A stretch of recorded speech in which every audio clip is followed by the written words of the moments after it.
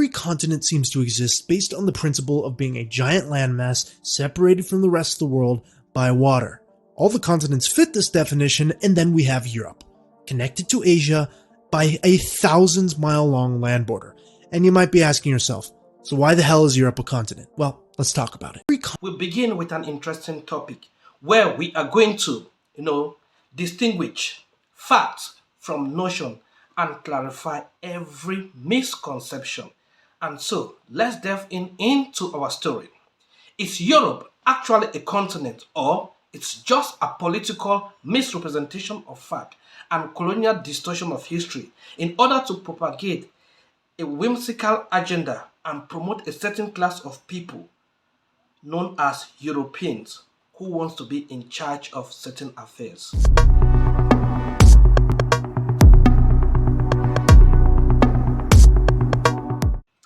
Before we begin, let's agree. We must reject any form of absurd lies and colonial oppression perpetrated through an educational system designed to distort the truth for a given agenda. This agenda, defined by a privileged class seeking to impose their values and their beliefs to be accepted as universal truth and the foundation of all educational system.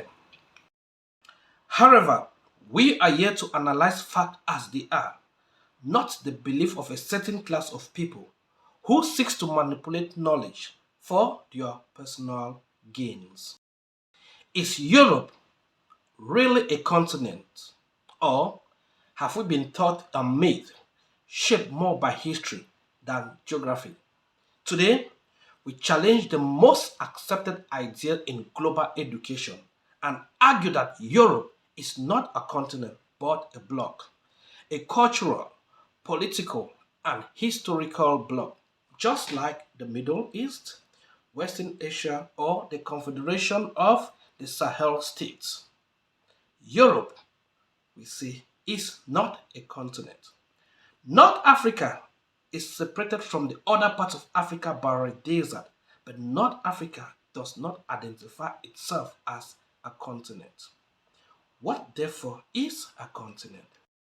So let's start with the basic.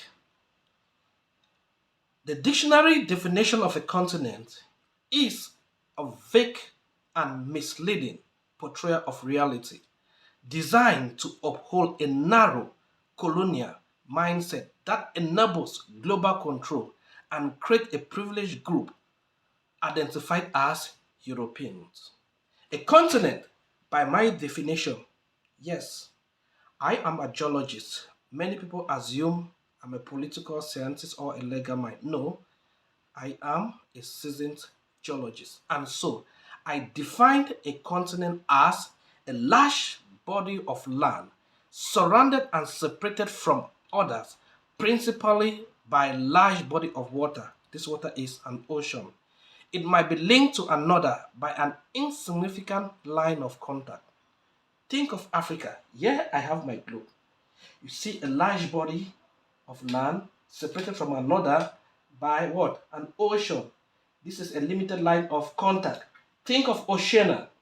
This is Oceania separated from others. Yes, Oceania, joins here, but the line of contact is very limited. Now, let's go to what? This is North America. The line of contact is very insignificant, separated from others by what? A large body of water, ocean. This is what? This is South America. So look at it, separated by others. And this is where? Below here is Antarctica, completely separated from the others. But now, come to Europe. Do you see any partition? Do you see any separation? No. And so let's continue. Now, look at Europe. It is not surrounded by water. To the east, it blends seamlessly into Asia. The so-called boundary, the Ural Mountains, the Ural River, and the Caspian Sea. But none of these are significant water barriers. They are internal features, mountains and rivers, not oceanic divide. Geographically, Europe and Asia are located on the same massive tectonic plate known as the Eurasian Plate. There is no continental divide beneath the surface, no fault line, no crustal separation. It is one continuous landmass. Why do we call Europe a continent? The answer lies not in geography, but on its historical significance. The idea of Europe as a separate continent dates back to ancient Greece.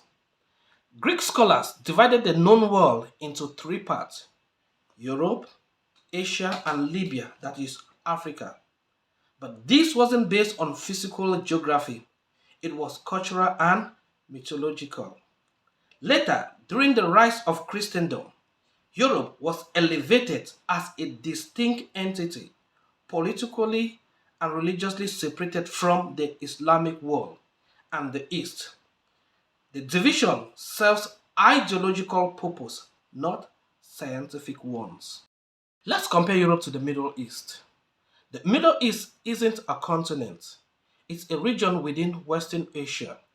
It has cultural cohesion, political relevance, and historical depth, but it's not geographically distinct. Europe is the same, a region within the larger Eurasian landmass. It has its own languages, institutions, and short history, but so does Southeast Asia, so does Latin America, so does the Sahel region in Africa. These are blocks, not continents. So, why does this matter? Because how we define continents shapes how we see the world. It influences education, geopolitics, and identity. Calling Europe a continent reinforces outdated hierarchies and ignores the reality of our interconnected world. It is time to rethink the map. Europe is not a continent, it's a bloc, just like the Middle East, just like the Confederation of Sahel States. Let's stop teaching myths. There are 6 continents on planet Earth. Europe is not one of them. Let's start teaching geography. Knowledge should not be distorted in order to promote a false narrative. So, the fact that a certain class of people make an undefined partition and refer to them as a continent does not mean it is fact. This is a preposterous notion which is aimed at distorting world geopolitics.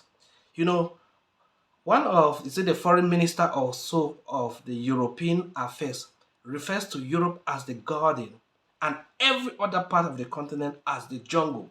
He went on to highlight that, the jungle is jealous of the garden and that they of the garden must protect the garden jealously or else those of the jungle will invade it.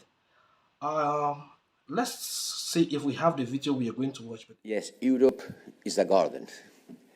We have built a garden. Everything works.